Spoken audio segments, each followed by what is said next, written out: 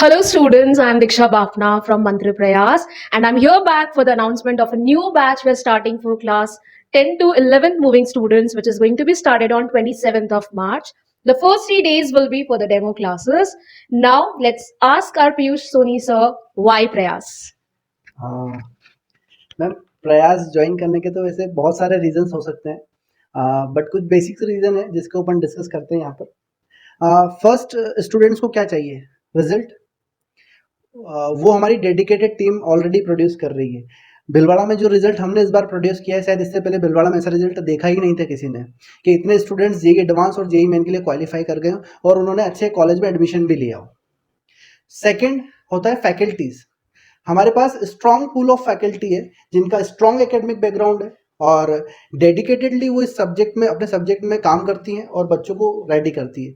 Full time उनके पास available रहती है, उनके डाउट सॉल्व करती है, उनको तैयार करती है, तो हर तरह की उनकी प्रॉब्लम्स को से उनको डील करना सिखाती है।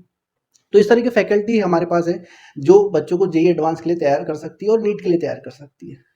थर्ड, हमारा कैरिकुलम। बहुत बेस्ट कैरिकुलम हमने डिज़ाइन किया है यहाँ पर। लेटेस्ट अपडेटेड स्टडी मटेरियल हमने तैयार किया है। ऑनलाइन ऑफलाइन टेस्ट सीरीज हमने तैयार की है। उसके अलावा पूरा गुरुकुल पैटर्न पे हम लोग काम करते हैं। बच्चा मॉर्निंग में यहाँ पर आता है, क्लासेस ज्वाइन करता है। क्लासेस ज्वाइन करने के बाद में वो यहीं पर रुककर अपने डाउट्स वगैरह क्लियर करता है, सेल्फ स्टडी करता है।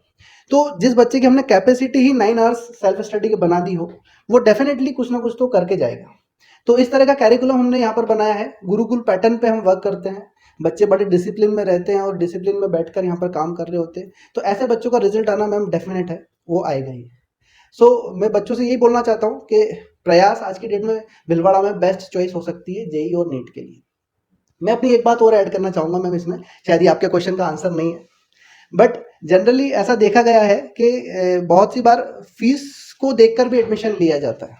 आपने भी काफ़ी बार देखा होगा। तो मैं स्टूडेंट और पेरेंट्स से यही बोलना चाहता हूँ कि फीस को देख के कभी एडमिशन ना लें। ये छोटी सी फीस आपका आगे जाकर विथ इंटरेस्ट आपको पे करना पड़ेगा, है ना। तो आप देखें कि वो क्वालिटी प्रोड्यूस कर पाएंगे वो वाली, क्योंकि आप जितने भी रिनोन्ड इंस्टीट्यूट को जानते हैं उनकी फीस का एक एवरेज है, वो इसी बार पर फीस लेते हैं और तभी वो उस क्वालिटी को मेंटेन कर पाते हैं। अगर कोई बहुत कम फीस में आपको एडमिशन दे रहा है, कोई बोल रहा है हम 50,000 में ही पढ़ा देंगे, 40,000 में पढ़ा देंगे, तो वो फेक है। ऐसा पॉसिबल नहीं है, हम वो क्वालिटी उसमें मेंटेन नहीं कर सकते, क्योंकि आप जितना अच्छा स्कोर लेकर आएंगे आपके जेईई और नीट के एग्जाम में, उतनी ही कम फीस आपकी वहां पर कॉलेज के टाइम पे लगने वाली है। आपने भी देखा होगा जिस कॉलेज की फीस 6 लाख होती है पर ईयर, स्कोर अच्छा आने पे वही फीस 2 लाख हो जाती है स्कॉलरशिप के बाद। और अगर आपका स्कोर अच्छा नहीं आया तो आपको उसमें 2 लाख और ऐड करके डोनेशन बेसिस पर एडमिशन लेना पड़ता है, तो वही फीस आपकी ईयरली 8 लाख हो जाती है। तो एक छोटा सा इन्वेस्टमेंट हमारे बच्चों को अच्छे कॉलेज में पहुंचा सकता है और आगे का हमारा बर्डन कम कर सकता है। तो ये बहुत सोच समझ के हमें डिसीजन लेना चाहिए। Okay, thank you ma'am. और आपका कोई क्वेश्चन हो तो आप बताइए। No sir, thank you so much. Hopefully students जो हमें देख रहे हैं उनके काफी सारे questions के answers मिल गए हैं. For the rest of your questions, students come visit us at Prayas. Thank you.